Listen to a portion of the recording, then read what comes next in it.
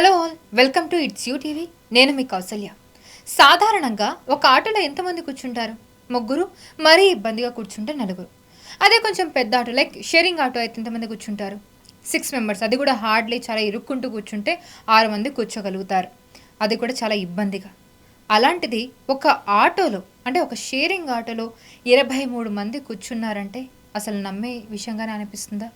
నాగర్ కర్నూల్లో ఒక auto driver 23 మంది చిన్న పిల్లల్ని ఎక్కించాడు. ఆ చిన్న పిల్లలందరూ కూడా చాలా బుడిబుడి అలుగులేసుకుంటూ వాళ్ళ వాళ్ళున్న బరువులో సగం కన్నా ఎక్కువ వాళ్ళ బ్యాగ్లే బరువు ఉంటాయి. ఆ బ్యాగ్లు వేసుకొని ఆ చిన్న పిల్లలంతా కూడా ఒక 23 మంది ఉంటారు. వాళ్ళు ఎంతో ఇరుగ్గా కూర్చున్నారు. అది చూసిన పోలీస్ ఆ బండిని ఆపి ఆ బండిని సీజ్ చేయడం కూడా జరిగింది.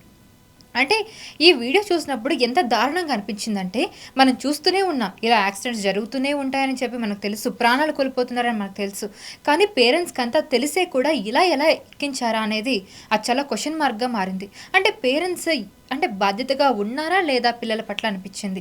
అంటే వాళ్ళకి అనిపించవచ్చు స్కూల్కి కదా వెళ్తుంది, సో డ్రైవర్ అంటే ఆటో డ్రైవర్కి అప్పగిచ్చేస్తే వాడు సేఫ్గా తీసుకెళ్తాడులే అని అనుకోవచ్చు. కానీ ఈ దుర్మార్గుడు చూసారా, అంటే డబ్బుల కోసం అంతమంది పిల్లల్ని ఒకేసారి ఎక్కించుకొని తీసుకెళ్తే పని తగ్గుతుంది, డబ్బులు కూడా వస్తాయని 23 మెంబర్స్ని చిన్న చిన్న పిల్లలు వాళ్ళు అలా నడుచుకుంటూ వెళ్తుంటే ఇంత చిన్న పిల్లలు ఉన్నారా అనిపిస్తుంది. 23 మంది అంటే ఆ ఆటోలో ఎలా కూర్చొని ఉండాలి?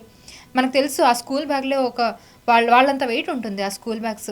అలాంటిది ఇంత వెయిట్ని ఆ 3 చక్రాల బండిలో ఎలా అసలు ఇంత వెయిట్ ఆపగలిగింది? ఒకవేళ ఏదైనా చిన్న తప్పిదం చాలు, బ్రేక్ ఫెయిల్ అయినా, ఆటో డ్రైవర్ కొంచెం నిర్లక్ష్యంగా ఉన్నా, ఆటో డ్రైవర్ కాదు ఎదురు వస్తున్న బండి కొంచెం నిర్లక్ష్యంగా ఉన్నా కూడా ఆ పిల్లల భవిష్యత్తు ఏంటి? మన పిల్లలే మన భవిష్యత్తు. కానీ అలాంటి పిల్లల భవిష్యత్తు పట్ల మనం ఏ రకంగా రెస్పాన్సిబుల్గా ఉంటున్నాం? పేరెంట్స్ ఒకసారి ఆలోచించాలి. అంటే రోజు వెళ్ళే స్కూల్కి ఇలా వెళ్తున్నారని తెలిసి కూడా మరి వాళ్ళు కొంచెం కూడా భయపడకుండా ఇలా పంపిస్తున్నారంటే నిజంగా ఏమనాలో నాకైతే అర్థం కావట్లేదు. ఈ సంఘటన అంటే ఆ వీడియో మీరు చూడండి, మీకు కనిపిస్తూనే ఉంది స్క్రీన్ మీద. 23 మంది పిల్లలు ఉన్నారు అందులో. అక్కడ పోలీసు ఒక్కొక్కళ్ళు దిగుతూ ఉంటే ఇంకా ఉన్నారా అన్నట్టు అనిపిస్తుంది ఆ వీడియో చూస్తుంటే. మరి అతని మీద ఖచ్చితంగా సివియర్గా యాక్షన్ తీసుకోవాలి. అతను ఒక్కడే కాదు, ఇంకా ఇలాంటి వాళ్ళు చాలామంది ఉన్నట్టుగా తెలుస్తుంది. అంటే మనకి చూస్తుంటే విలేజెస్లో ఇలాగా వాళ్ళకి ఇవన్నీ అంత అవేర్నెస్ ఉండదన్నమాట. వాళ్ళు ఇలానే చేస్తూ ఉంటారు. పేరెంట్స్ కూడా సర్లే స్కూల్కి కదా వెళ్తుంది, అంత దూరమేం కాదు కదా అన్నట్టు అనుకుంటారు. ఎంత దూరమైనా కూడా ఒక కొన్ని మీటర్స్ చాలు ప్రమాదం జరగడానికి. కొన్ని సెకండ్లలోనే ప్రమాదాలు జరిగిపోతూ ఉంటాయి. వికారాబాద్లో ఒక ఆటో తలకిందులై పిల్లలు గాయాలతో బయటపడ్డారు. అదే ప్రాణాలు పోయి ఉంటే ఏమో ఏదైనా జరగచ్చు. ఇప్పుడు మనం చూస్తున్నాం ఎన్ని యాక్సిడెంట్స్ జరగట్లేదు. రీసెంట్గా బాచుపల్లిలో రీసెంట్గానే ఒక పిల్లాడు చనిపోయాడు. సో ఇలాంటి ఘటనలు విన్నప్పుడు చూసినప్పుడు మనకి గుండె తరుక్కుపోతుంది. అలాంటిది ఇప్పుడు ఈ సంఘటన చూసినప్పుడు కూడా అదృష్టవశాత్తు ఏమీ జరగలేదు.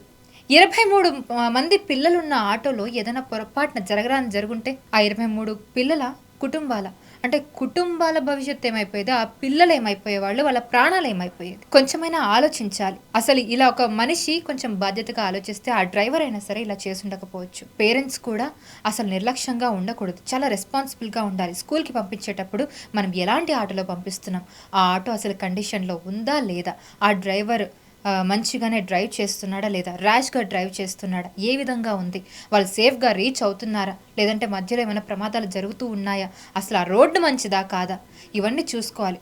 మరీ ముఖ్యంగా మీకు కుదిరింది అనుకోండి, కొంచెం ఆలస్యమైనా పర్లేదు, స్కూల్కే వెళ్తారు, మీరే స్వయంగా తీసుకెళ్లడము ఇలాంటివి చేయడం వల్ల చాలా వరకు యాక్సిడెంట్స్ని మనం అదుపు చేయొచ్చు. వినవర్నో, మనకేం తెలియదు అసలు ఎప్పుడు ఏం జరుగుతుంది అనేది.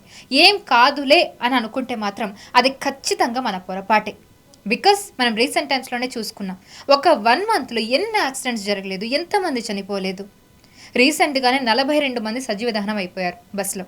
మొన్నటికి కర్నూలు దగ్గర 20 మంది చనిపోయారు. సో ఇలాంటివి మనం చూస్తూనే ఉంటాము. అయినా కూడా ఇది 1 మంత్ బ్యాకే జరిగింది ఇన్సిడెంట్స్. కనీసం అలాంటి ఇన్సిడెంట్స్ చూసైనా పేరెంట్స్ కొంచెం అయినా బుద్ధి తెచ్చుకొని ఇలా చేయకుండా ఉంటే బాగుండేది. బట్ స్టిల్ ఇప్పటికి కూడా ఏం కాలేదు, వాళ్ళు క్షేమంగానే ఉన్నారు ఆ పిల్లలంతా కూడా. కానీ ఫర్దర్గా ఇలా జరగకుండా ఉండడం కోసమే ఈ వీడియో చేస్తున్నాను. నేను చాలా భావోద్వేగానికి లోనయ్యాను ఈ వీడియో చూసిన తర్వాత. పొరపాటున ఏమైనా అయ్యి ఉంటే ఏంటి పరిస్థితి అనేది. సో పేరెంట్స్ ఖచ్చితంగా ఆలోచించాలి. అండ్ ఆటో డ్రైవర్స్ కూడా మీకు డబ్బులు వస్తాయని చెప్పి ఇలాగ ఎక్కువ మందిని తీసుకెళ్లడం అస్సలు మంచిది కాదు. ఏదైనా పొరపాటు జరిగితే కనుక ప్రాణాలు పోయే ప్రమాదం అయితే చాలా ఉంటుంది. So be careful. సో మనమంతా కూడా జాగ్రత్తగా ఉండాలి. మనం బయటికి స్టెప్ అవుట్ అవుతున్నామంటే మనం వేసే ప్రతి అడుగు, మనం వెళ్ళే ప్రతి ప్లేస్ చాలా జాగ్రత్తగా మనం చూసుకొని వెళ్ళాలి. సో ఈ వీడియో ఒక అవేర్నెస్ కోసం నేను క్రియేట్ చేసింది. సో మీకేమనిపించింది ఈ సంఘటన చూసి కమెంట్ రూపంలో తెలియజేయండి. ఇలాంటి వీడియోస్ కోసం చూస్తూనే ఉండండి ఇట్స్ యూ టీవీ.